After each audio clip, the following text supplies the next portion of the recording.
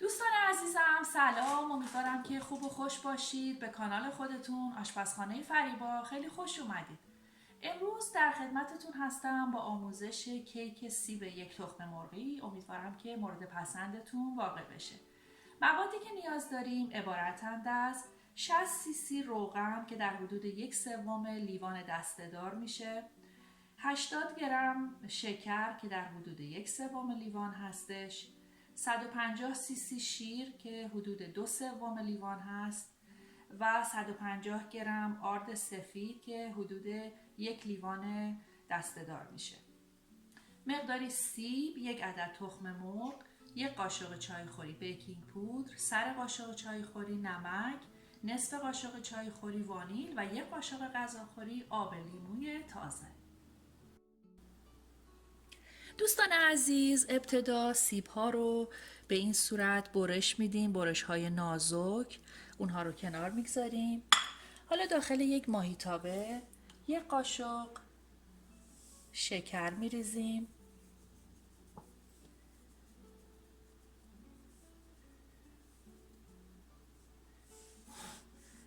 و حالا سیب هایی رو که به این صورت برش زدیم داخل ماهیتابه میچینیم.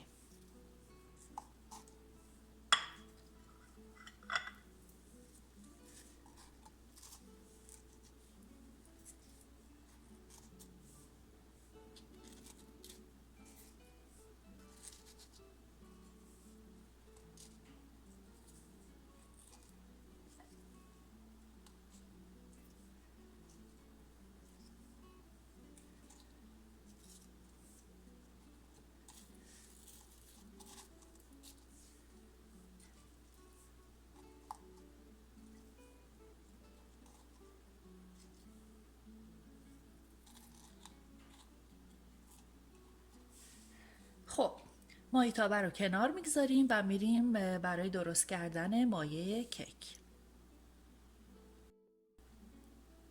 حالا داخل یک کاسه یه دونه تخم مرغمون رو میشکنیم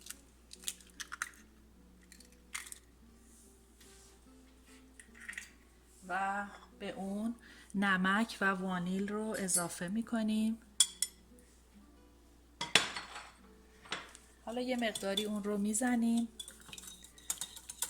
تا از حالت لختگی در بیاد.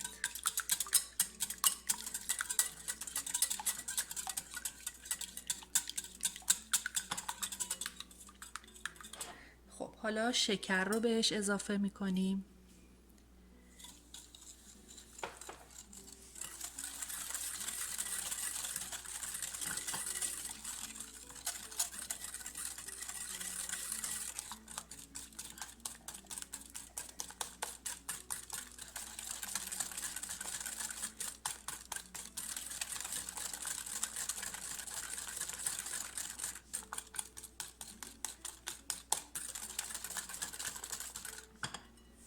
بعد از شکر شیر رو اضافه میکنیم.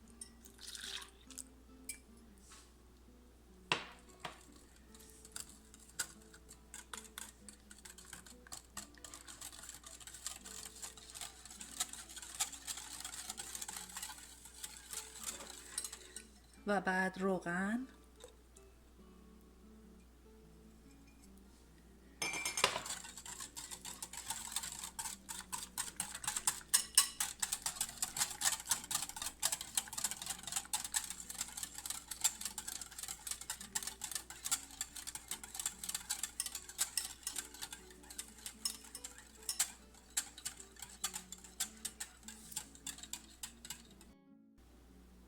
بعد از روغن آرد رو کم کم اضافه میکنیم.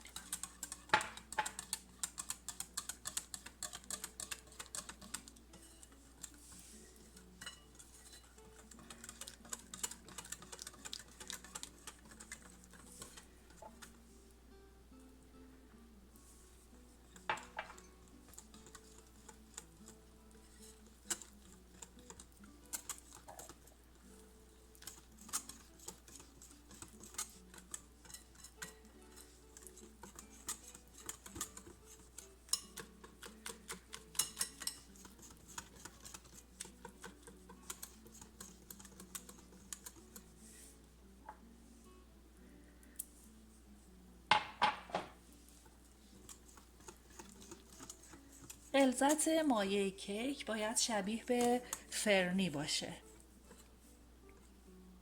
به این شکل. حالا بیکینگ پودرمون رو هم در انتها اضافه میکنیم و خوب مخلوط میکنیم.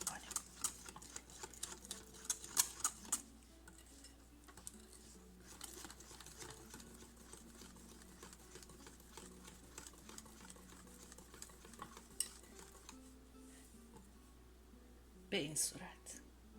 خب حالا مایع کیک رو کنار میگذاریم و در ادامه در خدمتتون هستم.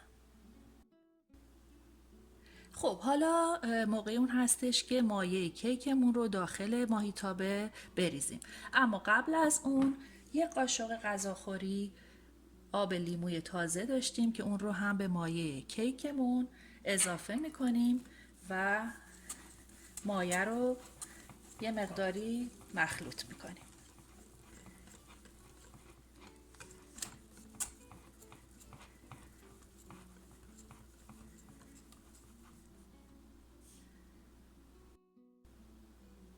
ماهیتابه رو روی اجاق گاز قرار میدیم و مایع کیکمون رو خیلی آهسته از وسط ماهیتابه روی سیب ها میریزیم.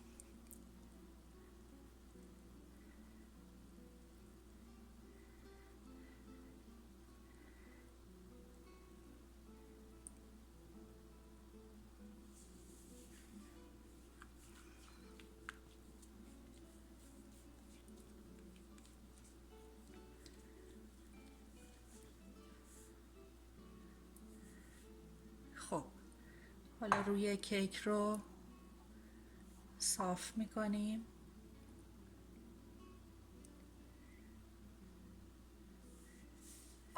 حالا حرارت اجاق گاز رو روی ملایم میذاریم. هر چقدر که حرارت ملایم باشه بهتر هستش چون نمیسوزه. خب روی کمترین درجه اجاق گاز میذاریم، در ماهیتابه رو میبندیم و برای 20 دقیقه میذاریم تا کیکمون آماده بشه. خب دوستان حدود 20 دقیقه گذشت. حالا سری میزنیم به کیکمون. خب همونطور که میبینید کاملا خودش رو گرفته و به دست نمیچسبه. حالا کیک رو داخل یک بشقاب برمیگردونیم و دوباره منتقل میکنیم داخل ماهیتابه و میذاریم برای 3-4 دقیقه دیگه طرف دیگه اون هم کاملا خوش رنگ بشه.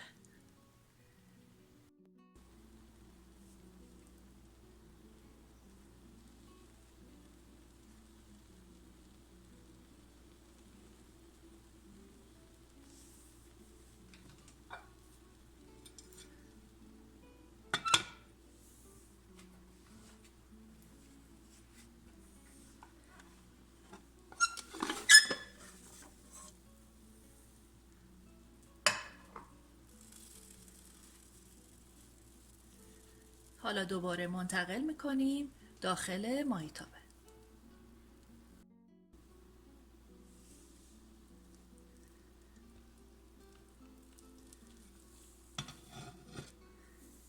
خب حالا بدون اینکه درش رو ببندیم میذاریم تا 3-4 دقیقه دیگه اون طرفش هم خوش رنگ و زیبا بشه.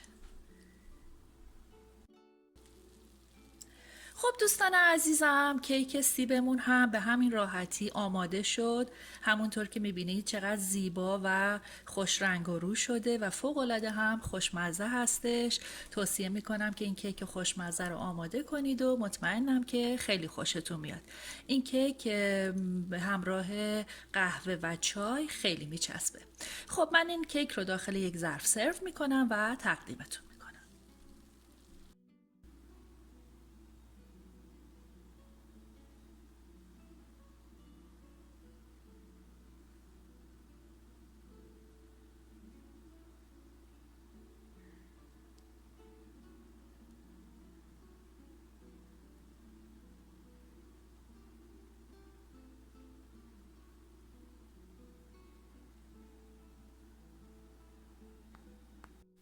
خب دوستان عزیزم، این هم کیک سیب خوشمزه تقدیم به همه شما دوستان عزیز که تا این لحظه با من همراه بودید. امیدوارم که از این کیک خوشمزه هم آماده کنید و در کنار عزیزانتون از خوردنش لذت ببرید.